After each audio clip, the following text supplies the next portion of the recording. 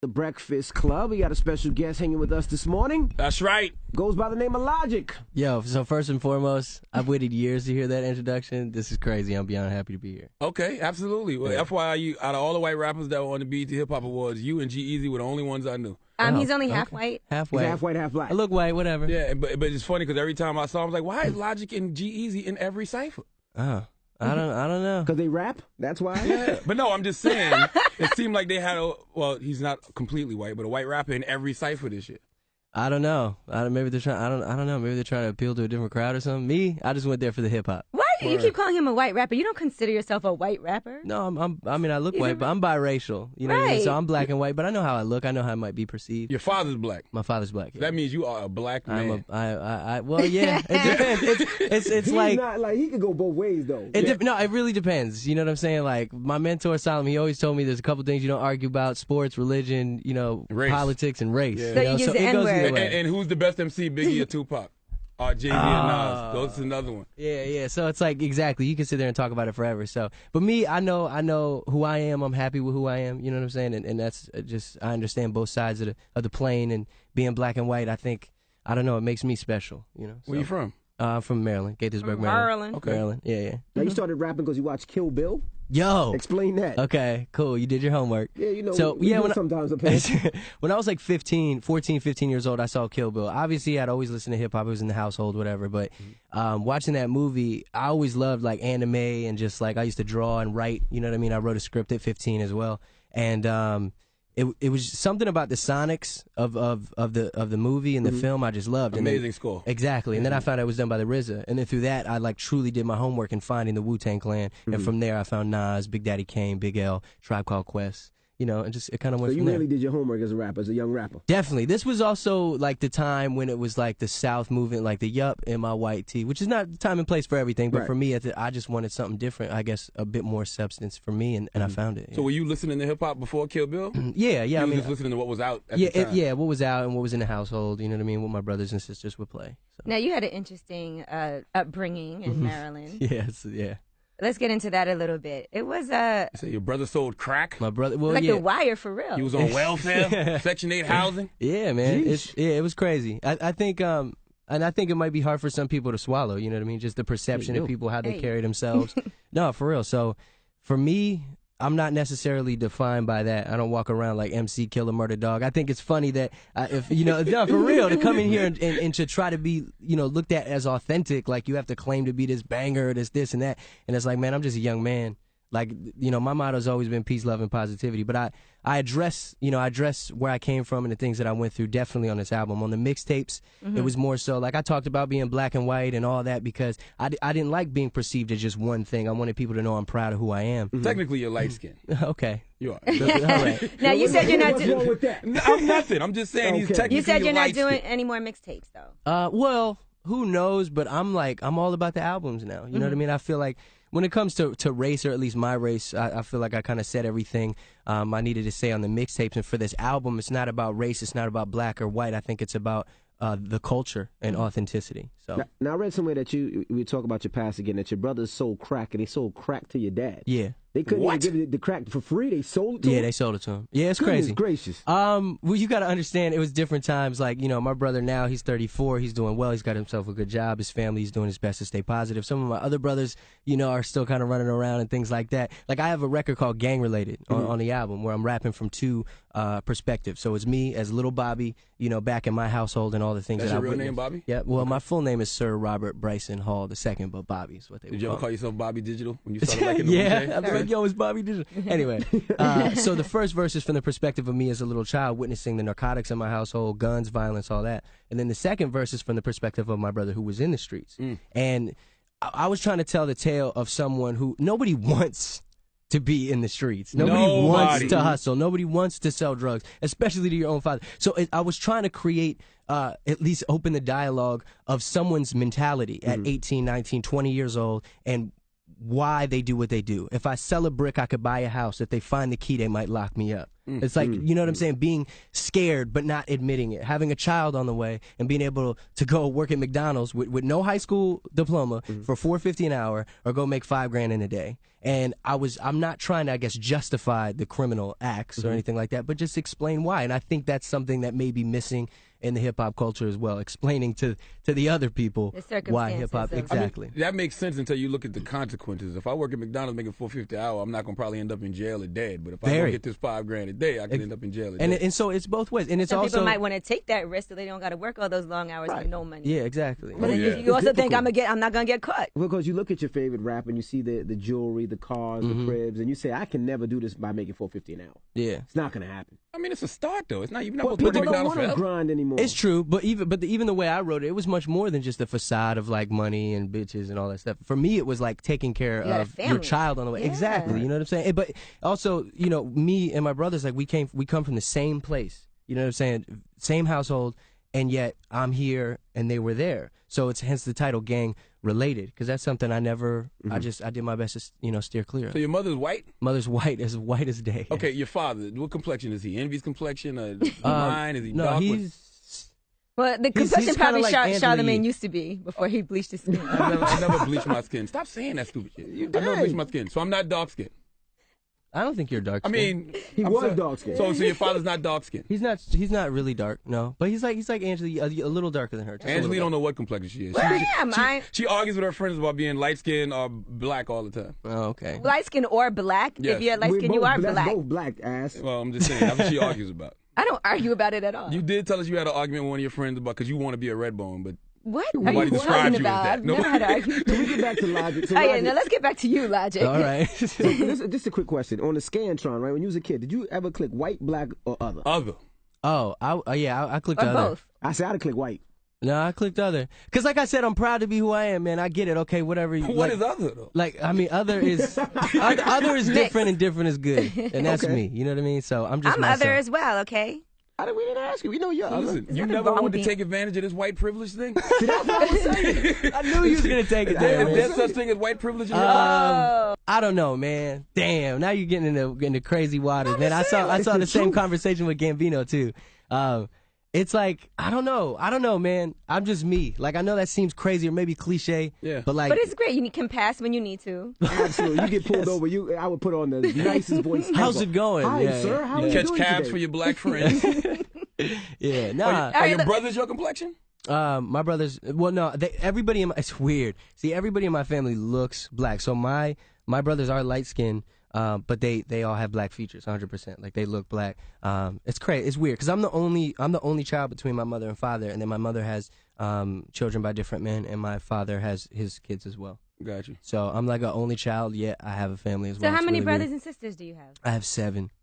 Wow, nice big family. Yeah, but not really. It's weird because like half of my family went to California when I was young. And then they came back, and then my brothers and all them, I didn't meet them until I was about 8 or 9 years old. 'Cause I Everybody try didn't to hit even you know. up now? No. They saw it's- you on a XXL freshman cover, like, Yeah. it's Told my them you brother. haven't made any money yet?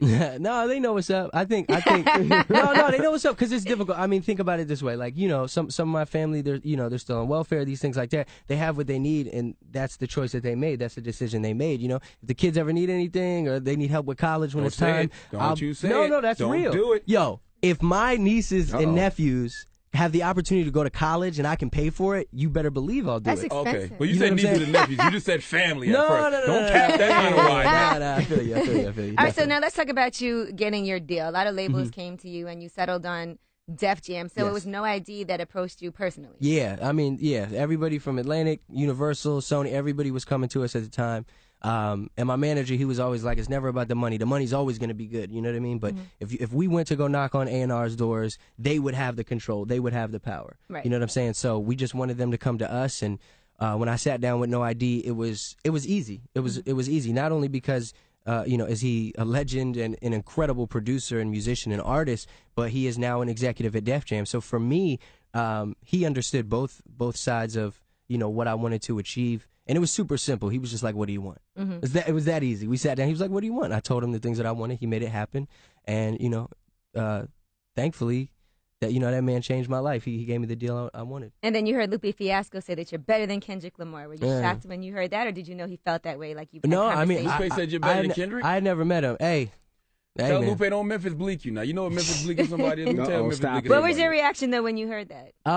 I was, I mean, excluding what he said about Kendrick, but just being, you know, noticed in general. I thought it was great. There's a lot of artists that I have looked up to, you know what I'm saying, when it comes to their talent and what they've done. And I believe that now I'm kind of on their radar. It's amazing. Even being, obviously, if I'm here, I'm doing something right. I think Lupe was setting you up for fair because he don't like white people. Like he's one of those guys. So I think he was telling everybody that you're better than Kendrick, so they be like, what? For me, it's not about comparison. Because like that's what people try to do. They always want to compare, want to say you're better than this or that, or like, oh, he's the next so-and-so. I'm the first me. Like, I don't want to get it twisted. Nice. I'm the first me. I am Logic. This is my story. This is my authenticity. This is who I am. Like, it just is what it is. Like, honestly, I'm actually really glad that this is where the conversation is going because I thought I was going to come in here and Charlamagne was going to ask me if I eat. That's later. That's coming up. No, but I'm just saying, like, no, but I'm saying, like, since you bought it up. No, but I'm glad. No, I'm just saying, I'm glad that I can have like a good hip hop conversation. Like when I walk into a room, I want to be respected, like Killer Mike is. I know I need some years on me. One of my favorite MCs of all time. But that's what I'm saying. I got a record with him. It's crazy. Yeah, but it's not out yet. Now, do you think you're better than Kendrick? I think I'm the greatest MC of all time. It's not. Stop it. No, I'm just saying. Listen. Don't get me wrong. You're supposed to feel that way. This is what I'm going to say. Don't say it. I feel like I am one of. I don't think there is the greatest. But I'm just saying. Listen. I think that I am because if I wasn't, why would I be doing this? One law of the power says conceal your intentions. And you have to. He did just take it there. You have to build the catalog and laws resume of attraction before you say things like that. You're right. Lil Wayne didn't start saying that till like 10 years in. But some people put it in the atmosphere. But if somebody, exactly. Like I put out that I was going to be my first interview ever in 2010 at like some random place. They asked me where did I see myself in 3 years. I said I was going to be a XXL freshman. 3 years later, I was. You know what I mean? I got a line on one of my old mixtapes. I got a show in LA Sunday, the New York Monday, looking at the BET Cypher like I'll be there one day, and I was. You know, I said I was going to get the deal that I wanted, and I am. So I'm not the Kevin arrogant Hart was guy. In the BET Cypher. Huge accomplishment. Was it a plan to put out the album right after the BET Cypher? Because you knew that was going to get a lot No. I didn't even know. They told me like a couple of days before. They're like, "Yo, you're doing the Cypher," and I was like, "Oh, okay, tight, awesome." Organized. Yeah, no. I mean, I think I mean, music is like that. Sometimes things are last minute. You know what I'm saying? So you just got to be prepared. I was excited, but going back to that, like I definitely no arrogance, man. It's just you know, laws of attraction. Just putting it out there. No, you should feel that way. Just don't say it. Just show and prove what you You say everything you feel. You're right. Let me tell you about the Memphis Bleak thing. Right. I don't say things. You never hear me say I'm the greatest radio personality of all time. No. Listen, Memphis Bleak, right? What you Memphis Bleak said. I mean, Jay-Z went out there and Jay-Z said that Memphis Bleak was the next new improved Jay-Z. Bleak was good, but he wasn't the new improved Jay-Z. So that expectation is what killed Bleak. So sometimes you have to come in with no expectations. Don't let anybody have no expectations of you. Just show and prove with the work. That didn't kill Bleak. Yes, it did. I think it was other circumstances of him not putting out music. Bleak didn't have a smash. Okay. But that didn't kill him, the expectations. If Jay would have just said, "This is my guy coming," Bleak would have been A-okay. Bleak still had a great career. He still sold gold. But it's all hypothetical. We don't know what would have happened. Jay-Z. Now, on the flip side, Beyonce dropped her album last year. No promotion, no marketing, no nothing. There was no expectation for her album. You didn't give nobody no time to hate, and everybody loved it. I'm excited, but I don't think there's any expectations for my album because I think there's still a lot of people who don't know who I am If yet. Lupe shuts up and stops telling people you better than Kendrick, and if you stop saying you're the greatest of all time, there definitely won't be no expectation. Charlamagne's the best. Well, Don Cannon also works with you extensively, and he also worked with Astor Roth, who's washed now, by the way. Shut up. What does that have to do with anything? Just want to put that out there. Don't call people washed all the time. Anyway. He's the nicest person in the Hold world. on. Did Don Cannon not work with Astor Roth? Don Cannon's worked with a lot of people. That's but the first time I heard of Astor Can I Roth. finish my question? Okay, go ahead.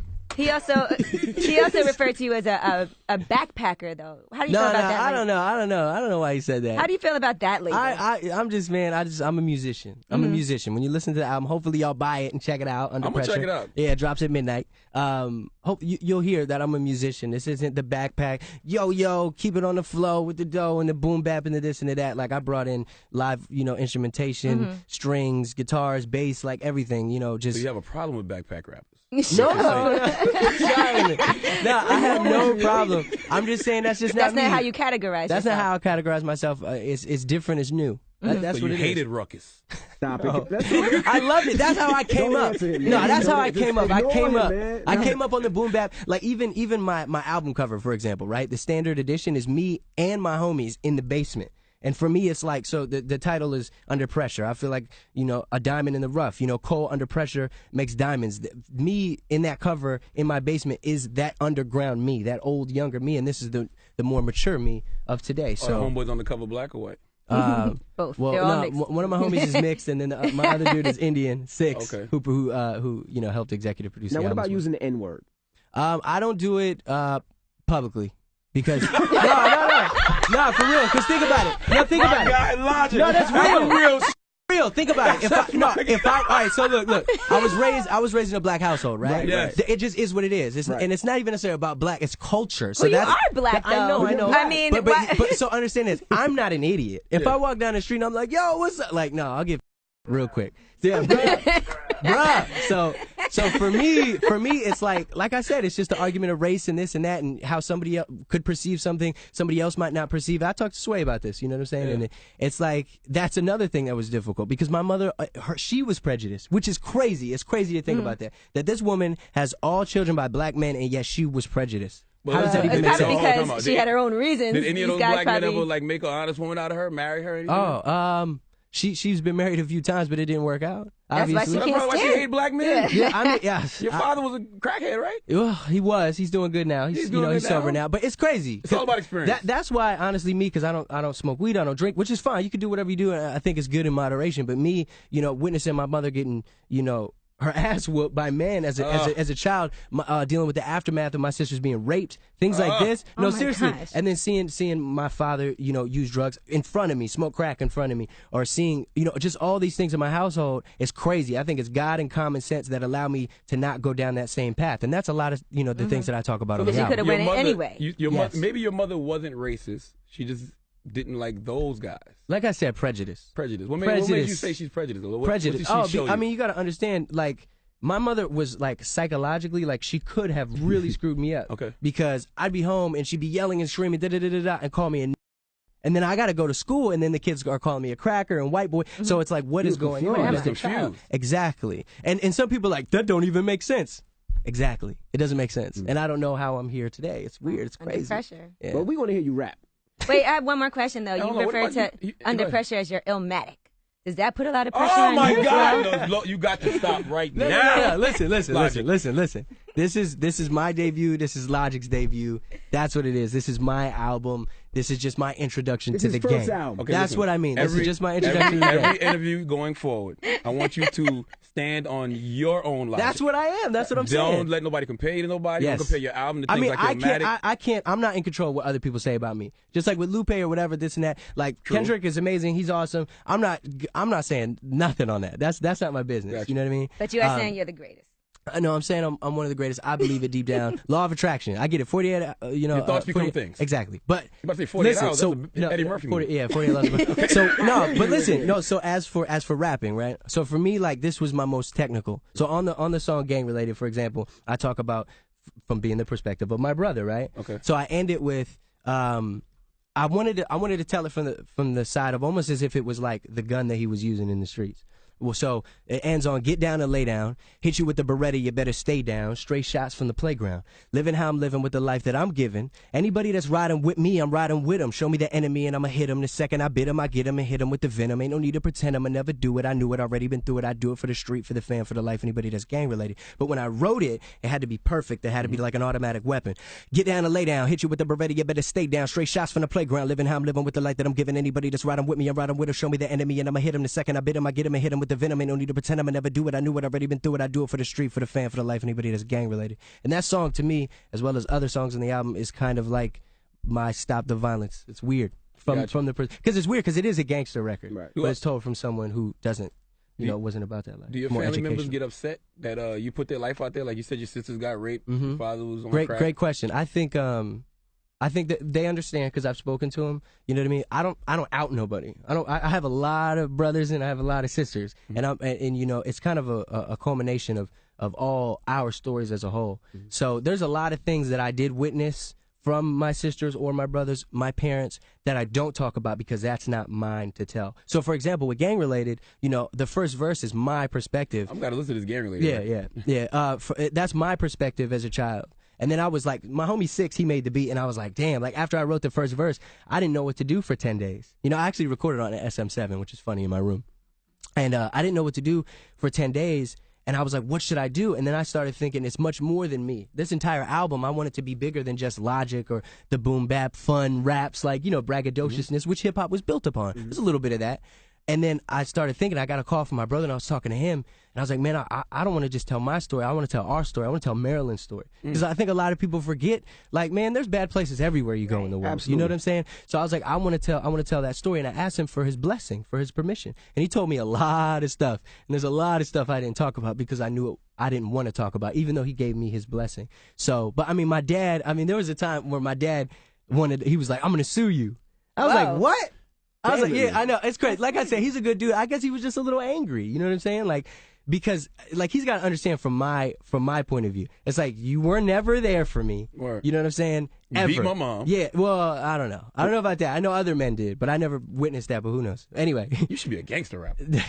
So I witnessed all these things. You were never there for me, and you're mad at me because I'm painting the picture of what you did to yourself by smoking crack. And in my mind, I'm like, would you rather me inflict those same drugs upon myself to cope and go down that road, or write about it instead? You know, exactly, therapy. So and plus, it is your story. It is my story. You know what I'm saying? But he got over it. He's like, whatever. I talk about it on the album. Who the hell raped your sisters?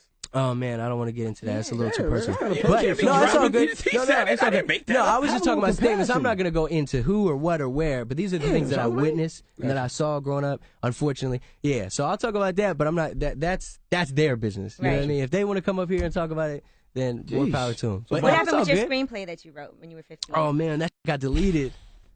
Yo, I was 15. It was a total Kill Bill knockoff, though. Like I said, I was 15. I wrote it. It was about just like Kill Jill. Yeah, Kill Jill. But I am writing a movie right now. But that's later. That's later. I feel like you have to master your craft before you move on to the next one. And there's a lot of things I want to do, you know, as far as entertainment.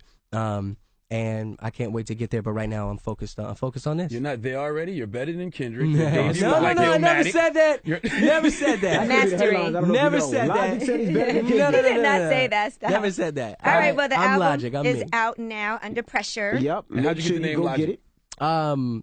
Man, when I was 18, my mentor, Solomon, he was like, look in the dictionary and find a word that truly, you know, you feel is you, that sums you up. And I came across the word psychological, which is super underground.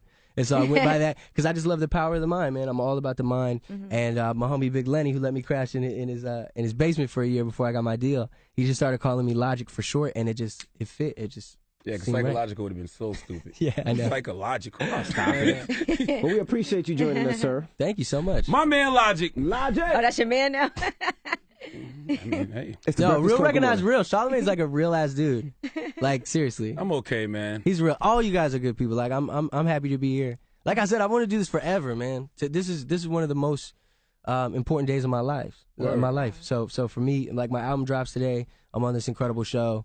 I'm amazing. I'm happy. I'm blessed. I just want to thank you guys for letting me do this. Word. Yeah, that is it's so the sweet. Breakfast I Club. like guys like him. Let's see how humble he is after he sells some records.